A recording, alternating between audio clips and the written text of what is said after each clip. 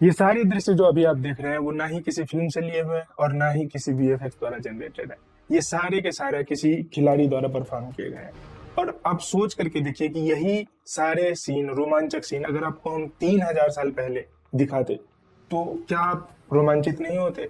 क्या वो आपको कमाल का नहीं लगता? तब जब उस समय पे ना सिनेमा था और ना ही मोबाइल, ना ही कोई ओटीटी प्लेटफॉर्म। उस समय पर लगभग 3000 साल पहले ओलंपिया शहर में शुरुआत हुई एक बहुत भव्य खेल की, जिसका नाम रखा गया ओलंपियाड, जो धीरे धीरे कर करके काफी बड़ा होता गया और लगभग 1200 सालों तक चला।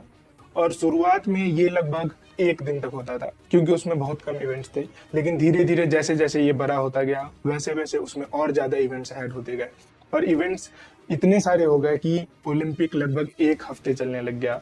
और उसके बाद फाइनली 1200 सालों तक चलने के बावजूद उसको बंद कर दिया गया। क्यों बंद किया गया, कैसे बंद किया गया, क्या है ओलंपिक का इतिहास और कैसे कमाल कमाल के रिकॉर्ड्स बने हुए हैं ओलंपिक में, आज उन सब के बारे में जानेंगे इस वीडियो में।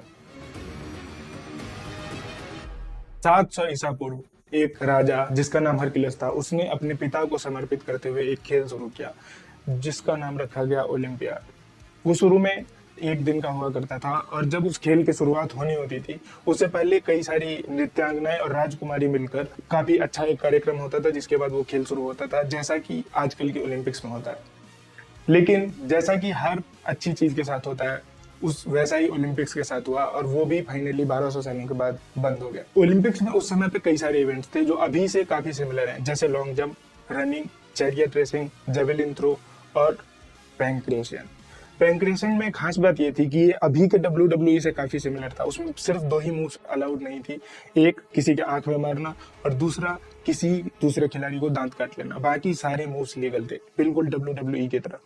लॉन्ग जंप में खास बात ये थी कि खिलाड़ी अपने दोनों हाथ में कुछ भारी वजन लेकर दौड़ा करते थे और जब वो फाइनली दौड़ लेते थे, जब वो उड़ने वाले होते थे, उछलने वाले होते थे, तो उस वजन को वो पीछे की तरफ धक्का दे देते थे जिससे उनको आगे की ओर एक अच्छा खासा पुश मिल जाता था और वो बहुत दूर जा पाते थे। चैरियट रेसिंग में भी कमाल की बात ये थी कि अगर कोई चैरियट लेकर दौड़ता था, चैरियट के चलाने वाले को कोई इनाम नहीं मिलता था। इनाम मिलता था उसको जो उस चैरियट को ओन करता था, यानी जो उस रथ को ओन करता था। एंशियंट ओलंपिक्स में या ओलंपियाड में होता था। अभी लेटेस्ट वाले में है कि अगर आप गाड़ी चला के जीतते हैं तो आप ही को अवार्ड दिया जाएगा, गाड़ी के मालिक को नहीं। तो और भी कई सारे खेल थे, जैसे डिस्कस थ्रो, वो काफी सिमिलर था जो अभी के डिस्कस थ्रो से है। लेकिन इसके बावजूद 1200 सालों तक चला और उसके बाद उसको एक क्रिश्चियन रूलर थियोडियोसस ने फाइनली हमेशा के लिए बंद कर दिया।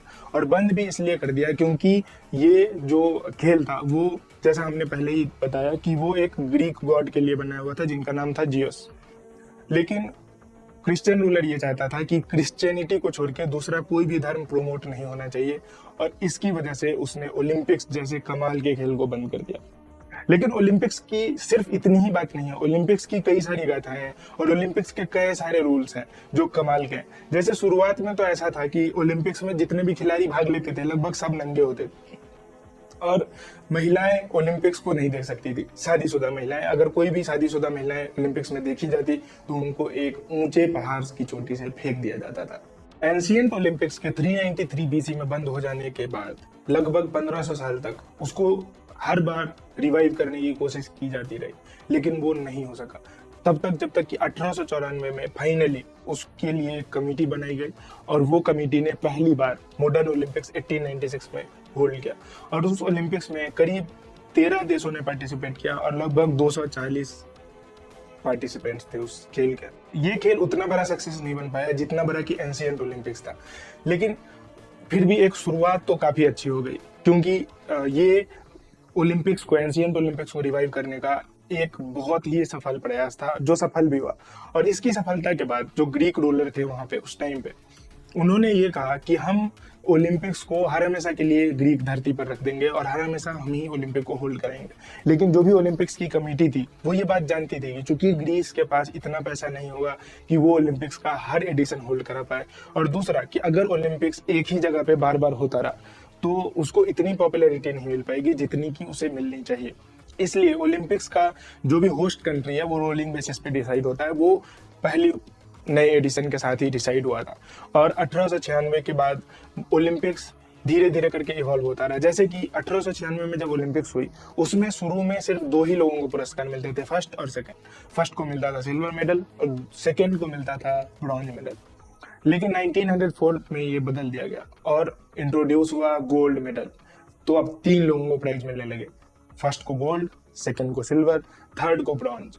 और ये धीरे धीरे करके बढ़ता रहा, हर एडिशन के साथ कुछ नई चीज ऐड होते रहे। और इस मॉडर्न ओलंपिक में बहुत सारे नए गेम ऐड हुए, जैसे कि स्विमिंग, जैसे कि मैराथन। और मैराथन जो है वो पहली बार इंट्रोड्यूस हुआ, इससे पहले मैराथन का कोई कॉन्सेप्ट था नहीं, लेकिन वो इस बात की याद में रखा गया कि कैसे एक सैनिक एंशियंट टाइम में जीत की जो संदेश थी, जीत का जो संदेश था, उसको मैराथन से लेके एथेंस तक लाया था, जो लगभग 25 मील का था।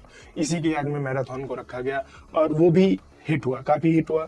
और पहला मैराथन एक ग्रीक व्यक्ति ने ही जीता था। और धीरे धीरे करके हर साल ओलंपिक इवॉल्व होता रहा और फाइनली ओलंपिक्स को 1924 में सबसे बड़ी सक्सेस मिली, जिसके बाद एक और नया एडिशन ऐड हुआ ओलंपिक्स का, जिसको हम कहते हैं विंटर ओलंपिक्स। मॉडर्न ओलंपिक्स के शुरुआत के साथ एक चीज जो पुराने एंशिएंट ओलंपिक्स से लिंक करती हुई है, वो ये है कि जो भी मशाल जलाई जाती है ओलंपिक्स की, वो ग्रीस से उठाई जाती है। उसकी जो पहली आग होती है वो ग्रीस से उठाई जाती है और उसको रिले रेसिंग करते हुए लगभग 11 दिन तक चलाने के बाद मेजबान देश तक ले जाया जाता है। ये भी कमाल का है, ये उस टाइम का प्रथा है, एंशिएंट टाइम का, जो आज भी फॉलो किया जाता है।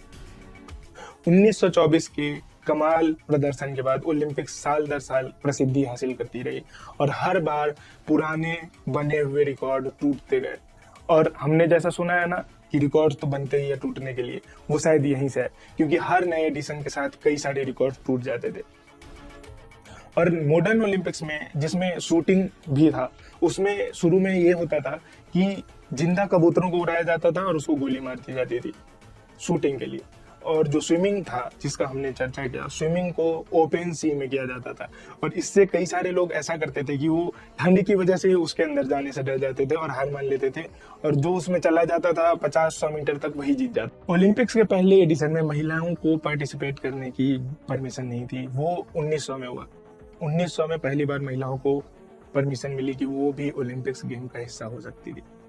1965 से लेकर 68 तक एक आदमी थे जिनका नाम था डिक फोसबेरी। उन्होंने हाई जंप के क्षेत्र में एक ऐसा कमाल का करिश्मा कर दिया, जिसने हाई जंप के हिस्ट्री को ओलंपिक्स में हमेशा के लिए बदल दिया। उन्होंने उनसे पहले 1968 से पहले ओलंपिक्स में जो हाई जंप होते थे उसके कुछ लिमिटेड रूल्स थे, और वो ऐसा होता था कि दौड़ा और जंप कर गए। लेकिन फोसबेरी ने कुछ ऐसा डिजाइन किया कि जो जब आप जंप करेंगे तो आपका जो सेंटर ऑफ मास है वो पूल के नीचे ही रहेगा, लेकिन आप फाइनली उसके ऊपर हो जाएंगे। उन्होंने एक आर्च शेप लिया और उससे वो जंप लेना शुरू किया, और 1968 में उन्हें गोल्ड मेडल भी मिला। और उसके बाद लगभग सारे के सारे खिलाड़ी जो है धीरे धीरे करके फोसबेरी फ्लॉप पे शिफ्ट हो। और ये तो सिर्फ एक आदमी की कहानी है, लेकिन धीरे धीरे करके बहुत सारे ओलंपियंस आए जिन्होंने इतिहास रच दिया। पहली बार अगर हम बात करें तो सबसे जाने माने आदमी की बात करेंगे, जिनका नाम है माइकल फेल्प्स, जिनके पास लगभग 28 ओलंपिक पदक है। उनके पास 23 गोल्ड मेडल हैं, इकलौते एक आदमी के पास, जितना कि एक कंट्री इंडिया के पास भी नहीं है। और इस ओलंपिक गोल्ड मेडल के साथ कमाल तो तब हो गया जब 2008 के सिर्फ एक ओलंपिक एडिशन में उन्होंने एक के बाद एक करते हुए लगभग 8 गोल्ड मेडल जीत लिए, और उसमें से 7 प्रतियोगिता में उन्होंने वर्ल्ड रिकॉर्ड ही तोड़ दिया था।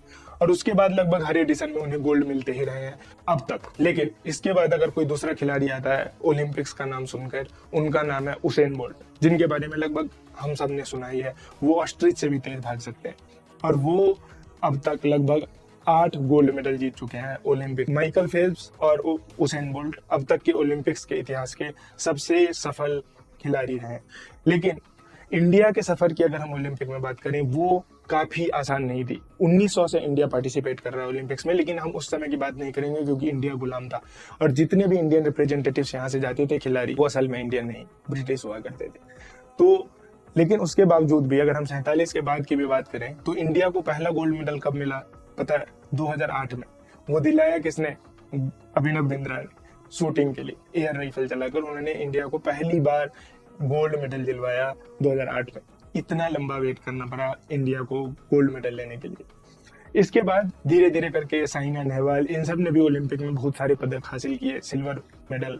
और एक और अभी जो काफी रिसेंट कीर्तिमान है नीरज चोपड़ा के द्वारा, वो ये है कि 2020 टोक्यो ओलंपिक्स में उन्होंने जेवलिन थ्रो करके वर्ल्ड रिकॉर्ड तो तोड़ा ही तोड़ा, उसके बाद भी उन्होंने बहुत अच्छा प्रदर्शन किया और भारत को एथलेटिक्स में पहली बार गोल्ड मेडल दिलवाया।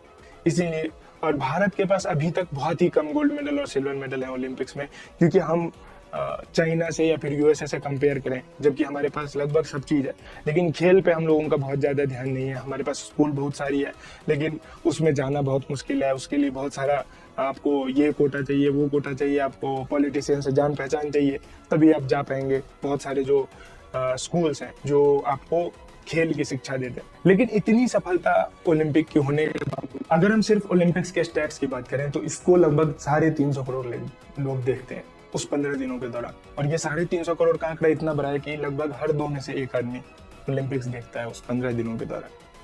इस खेल में लगभग 200 देश पार्टिसिपेट करते हैं। लगभग 15,000 खिलाड़ी इस खेल का हिस्सा होते हैं और इसमें लगभग 400 से ज्यादा इवेंट्स होते हैं। और ये खेल लगातार 15 दिनों तक चलता है।